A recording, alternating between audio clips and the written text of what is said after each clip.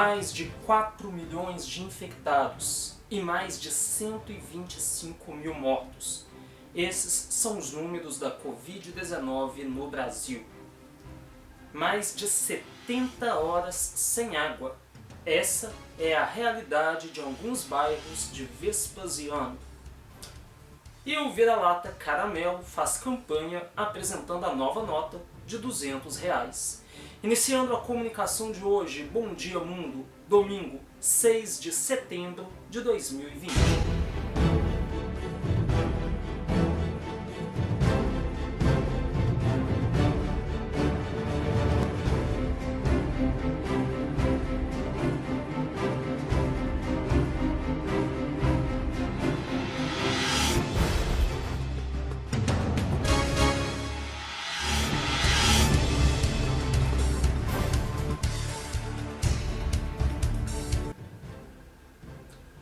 Bom dia!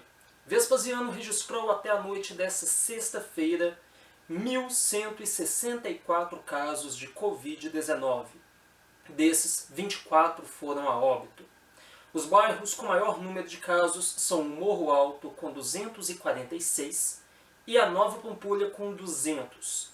O condomínio Alphaville registra um caso. Minas Gerais tinha na noite de sexta-feira 228.013 casos e 5.708 mortes. O Brasil ultrapassou os 4 milhões de casos na quarta-feira, dia 2 de setembro, e os 125 mil mortos na sexta-feira, dia 4.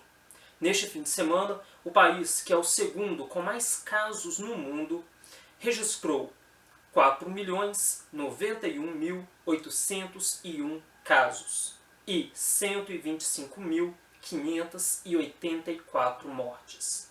Na ponta mundial, os Estados Unidos detêm a marca de 6.167.443 casos e 186.718 mortes.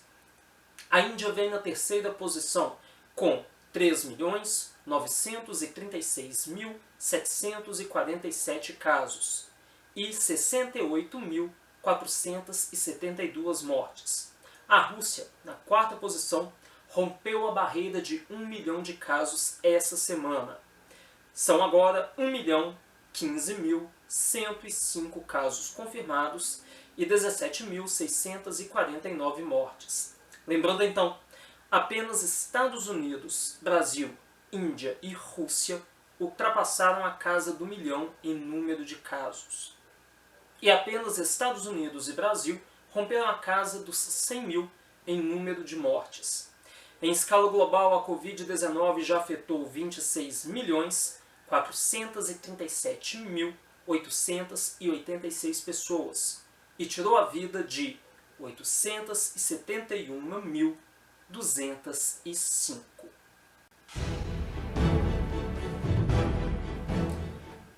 Vespasiano, aqui na região metropolitana de Belo Horizonte, tem passado por uma situação incômoda em relação ao abastecimento de água. Na última semana foram cerca de 70 horas de interrupção no fornecimento. Essa cena já virou rotina.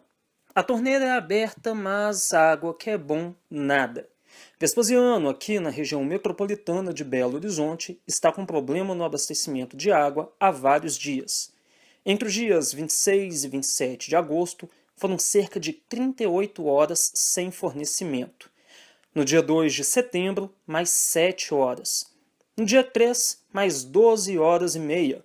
E no dia 4 de setembro, outras 11 horas. Nos dias 27 de agosto, 2 e 4 de setembro, o Serviço de Atendimento da Copasa informou que não havia nenhuma obra prevista ou acidente na rede e que uma ordem de serviço seria aberta. No dia 3 de setembro, a empresa informou que não poderia abrir uma OS pelo número 115 porque o sistema estava fora do ar. O fato é que as contas continuam chegando e os moradores não têm um serviço de qualidade. A Copasa fez um reparo na tubulação no bairro Serra Verde. era previsto que o corte de água seria na parte da manhã e na parte da tarde, início da noite, o abastecimento de água voltaria. Porém, isso não aconteceu. A água só foi voltar no outro dia, apenas a parte da noite, 11 horas, meia-noite. E aí, toda a população dos bairros afetados ficaram com essa deficiência de água e isso atrapalhou em todas as necessidades que a gente precisa. Não tinha água para fazer comida, não tinha água para beber, não tinha água para tomar banho, não tinha água para ir ao banheiro. Além disso, o nosso bairro, ele sofre com um grande problema que é fim de semana não tem água. Se você quiser lavar uma roupa no sábado, que é o seu dia de folga, você não vai conseguir. Não tem água, definitivamente não tem água. A água vai embora na parte da manhã e ela volta apenas na parte da noite. Se você quiser lavar a roupa, você não consegue, porque a água da caixa não suporta. Ou você escolhe lavar roupa, ou comer e tomar banho e ir ao banheiro. Uma das duas coisas. Não tem água na rua para você poder fazer exatamente nada. Não tem água, não tem mesmo. A sua caixa de água tem que simplesmente sustentar o seu dia inteiro. Vários moradores com esse problema trocaram o tamanho da caixa d'água por uma caixa maior ou colocaram 2, 3 caixas dentro de casa para conseguir ter água, porque senão não consegue. Nessa sexta-feira, dia 4 de setembro, entramos em contato com a assessoria de imprensa da Copasa pedindo uma posição sobre o desabastecimento. Em nota, a empresa informou que o abastecimento seria retomado gradativamente durante a noite e que, abre aspas, a companhia esclarece que a falta d'água no referido bairro foi decorrente do rompimento da rede adutora responsável pelo fornecimento de água na região no último dia 27 de agosto, seguida de mais 2 manutenções nas redes de distribuição nos dias 2 e 3 de setembro. Os serviços já foram concluídos na manhã da sexta-feira, dia 4, e o abastecimento de água está sendo restabelecido gradativamente.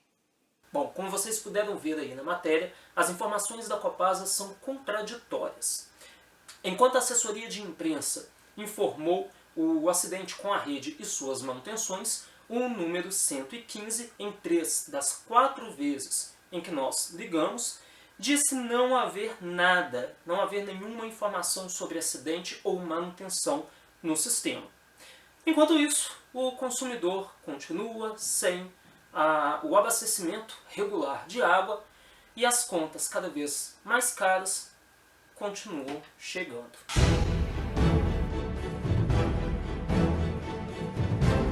Chegou a hora de falar da previsão do tempo para este domingo. Vespasiano tem temperatura mínima de 14 e máxima de 30 graus neste domingo. A umidade oscila entre 20% e 90%, então uma umidade baixa aí do ar. Ventos fracos. O feriado será um pouco mais frio. Temperatura mínima de 13 e máxima de 28 graus, com uma umidade oscilando entre 30% e 70%. E na terça-feira os termômetros voltam a subir um pouquinho. Mínima de 15 e máxima de 28 graus, com umidade variando entre 30% e 90%. Não há previsão de chuva para esses 3 dias aqui na região metropolitana de Belo Horizonte.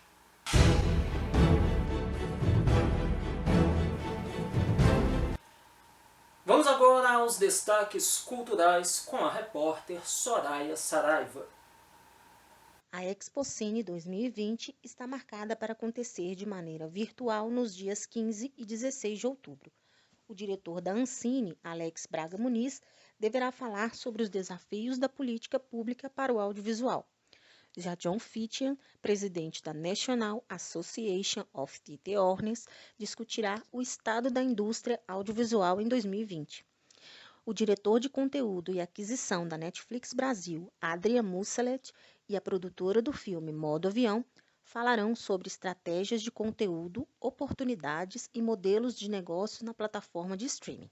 Marcelo Madureira, do Cacete Planeta, e Eduardo Bueno, autor do livro Brasil, Uma História, vão debater sobre Brand Entertainment. E as produtoras Marisa Leão, da Morena Filmes, Andréa Barata, da O2 Filmes, e Vânia Lima, da Tendendê Produções, falarão sobre a produção de conteúdo em crise. Para participar da Expocine 2020, é preciso se cadastrar no site www.expocine.com.br/inscreva-se.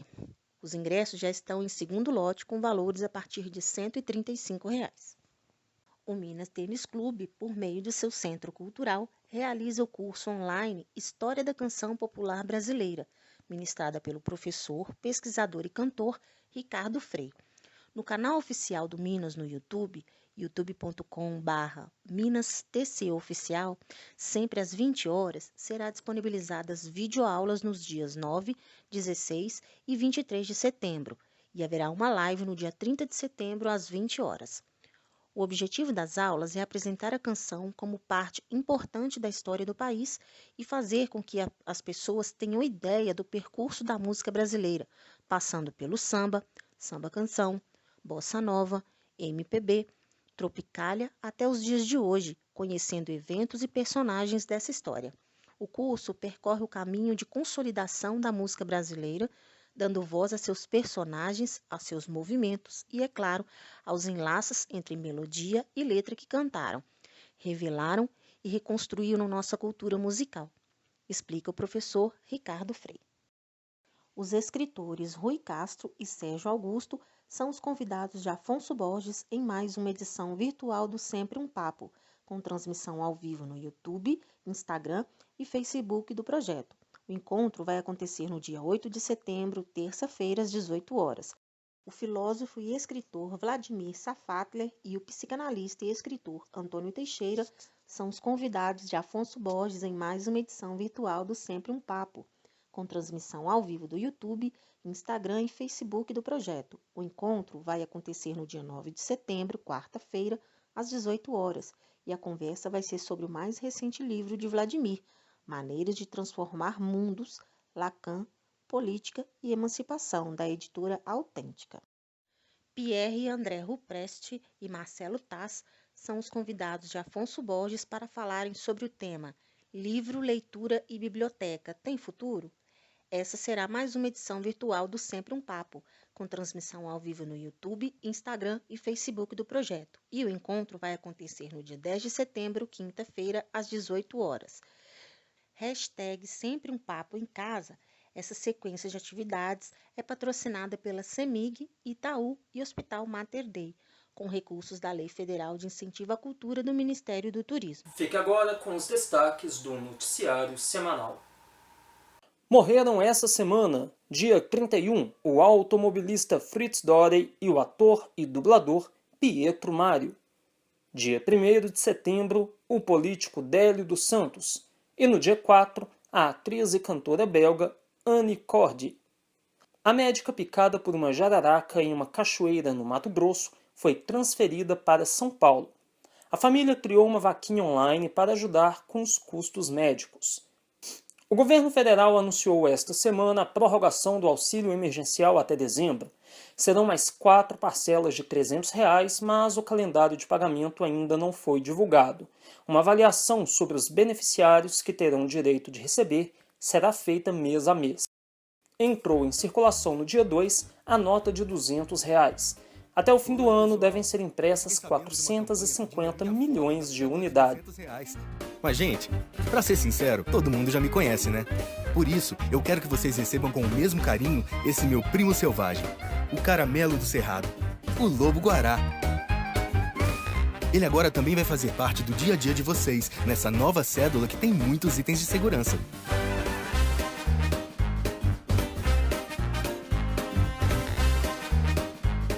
Tá, eu sei que vocês me amam, mas chegou a hora do lobo-guará brilhar. Cédula de R$ 200, um novo valor para os brasileiros. Governo Federal. A Câmara de Vereadores do Rio de Janeiro rejeitou o pedido de abertura do processo de impeachment do prefeito Marcelo Crivella. O pedido foi protocolado depois que os jornais divulgaram um esquema criminoso conhecido como Guardiões do Crivella, em que funcionários da prefeitura iam para a frente de hospitais impedir que a imprensa fizesse matérias que denunciassem a situação precária das unidades de saúde. Bares e restaurantes de Belo Horizonte puderam reabrir neste fim de semana com venda de bebida alcoólica. No momento, a venda deve ser encerrada às 22 horas e ainda não é permitida a exibição de jogos de futebol em telões e nem música ao vivo.